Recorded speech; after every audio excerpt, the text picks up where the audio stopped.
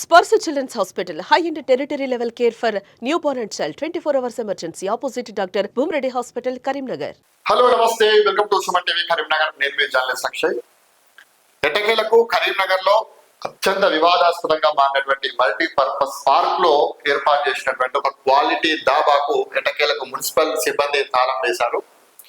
దానికి సంబంధించినటువంటి వార్తని మనం చూస్తున్నాం. దాబా క్లోజ్, బల్దియా యాక్షన్, విచారణ పూర్తి, నిర్వాహకులకు నోటీసు జారీ, ఉల్లంఘిస్తే లీజు ఒప్పందం రద్దు. నగరంలో వివాదాస్పదంగా మారినటువంటి మల్టీపర్పస్ పార్క్ లోని దాబా ఎట్టకేలకు మూతపడింది. 3 రోజులుగా జరుగుతున్నటువంటి నాటకీయ పరిణామాల నడుమ నగరపాలక సంస్థ చర్యలు చేపట్టింది. గలీజు దందా పేరిట సాక్షిలో వస్తున్నటువంటి వరుస కథనాల నేపథ్యంలో మల్టీపర్పస్ పార్క్ లో లీజు ఒప్పంద ఉల్లంఘనలపై ఎస్సీ రాజ్ కుమార్ నేతృత్వంలోని కమిటీ విచారణ పూర్తి చేసి గురువారం కమిషనర్ ప్రఫుల్ దేశాయికి రిపోర్ట్ అందించారు.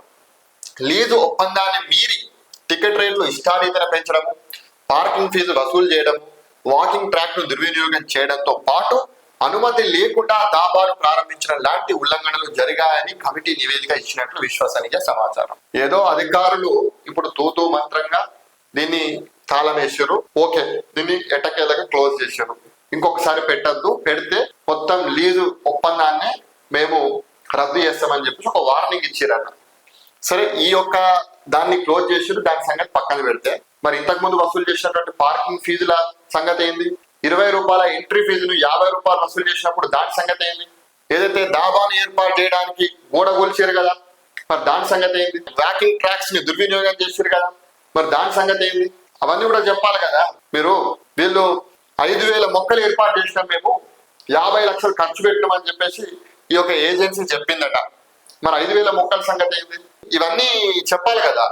నివేదిక ఆధారంగా నిర్వాహకులకు బల్దియా నోటీసు జారీ చేసింది. ఆ నోటీసుకు నిర్వాహకుల నుంచి సమాధానం రావాల్సి ఉంది. ఇదిలా ఉంటే మరోసారి లీజు ఒప్పంద నిబంధనలు ఉల్లంఘిస్తే లీజు ఒప్పందాన్ని రద్దు చేసేందుకు సైతం సిద్ధంగా ఉన్నట్లు అధికారులు నిర్వాహకులకు సంకేతాలు పంపించారు. లీజు ఒప్పందం మేరకు క్యాంటీన్ నడిపించుకోవడానికి అంగీకరించినటువంటి అధికారులు దాబా జోలికి వెళ్తే చర్యలు తప్పవని హెచ్చరించారు. సో ఇప్పుడు ఇవన్నీ స్మార్ట్ సిటీ నిధులతోటి ఏర్పాటు చేశామని బీజేపీ నేతలు చెప్పుకుంటారు. మరి బీజేపీ నేతలు ఇంత పెద్ద ఇష్యూ నడుస్తుంటే ఇప్పటి వరకు ఒక్కరు మాట్లాడలేదు. ఇందులో ఎంట్రీ ఫీజు పెట్టినప్పుడు మాట్లాడలే, పార్కింగ్ ఫీజులు 2 వీలర్ కోటి 4 వీలర్ కోటి వసూలు చేసినప్పుడు మాట్లాడలే, వాకింగ్ ట్రాక్స్ ను దుర్వినియోగం చేసినప్పుడు మాట్లాడలే. అసలు దీనికి ఎంట్రీ ఫీజు పెట్టాల్సిన అవసరం ఏముంది? ఇది కరీంనగర్ ప్రజల ఆస్తి, కరీంనగర్ ప్రజల హక్కు. మీరు ఎన్ని కోట్లతో డెవలప్ చేసినామని చెప్పేది ప్రజల కోసమే. మరి ఆ ప్రజలు దాంట్లో పోవడానికి పైసలు కట్టుకోవన్నా? బండి పెట్టుకుందామంటే పార్కింగ్ ఫీజు కట్టానా? కరీంనగర్ ప్రజల ఆస్తిలా ఈ యొక్క ఏజెన్సీ యొక్క పెత్తనం ఏంటి? ఆ పెత్తనం మీరు వాళ్ళకి ఇచ్చుడేంది? సో ఇమ్మీడియట్ గా ఏజెన్సీ ఉంటదా ఉండదా ఆ విషయం పక్కన పెడితే ఈ యొక్క పార్కింగ్ ఫీజులు అదే విధంగా ఎంట్రీ ఫీజులు మొత్తం ఎత్తేయాలి. స్వచ్ఛందంగా ప్రజలు వాళ్ళ హక్కుగా ఆ పార్కును ఉపయోగించుకునేటువంటి విధంగా మీరు చర్యలు తీసుకోవాల్సిన అవసరం ఉంది. ఖచ్చితంగా ఇంకొకసారి ఇటువంటి ఘటనలు పునరావృతమై కాకుండా కూడా చూడాల్సినటువంటి బాధ్యత కూడా మున్సిపల్ అధికారుల పైన ఉంది. లేదు మేము ఏజెంట్స్ తోటి కుమ్మక్కైతాం అనుకుంటే కనుక ప్రజలు తిరగబడతారు, కరీంనగర్ ప్రజలు తిరగబడతారు. చూడురి, ప్రజలు ఇప్పటికే దీనిపైన చాలా కోపంగా ఉండరు.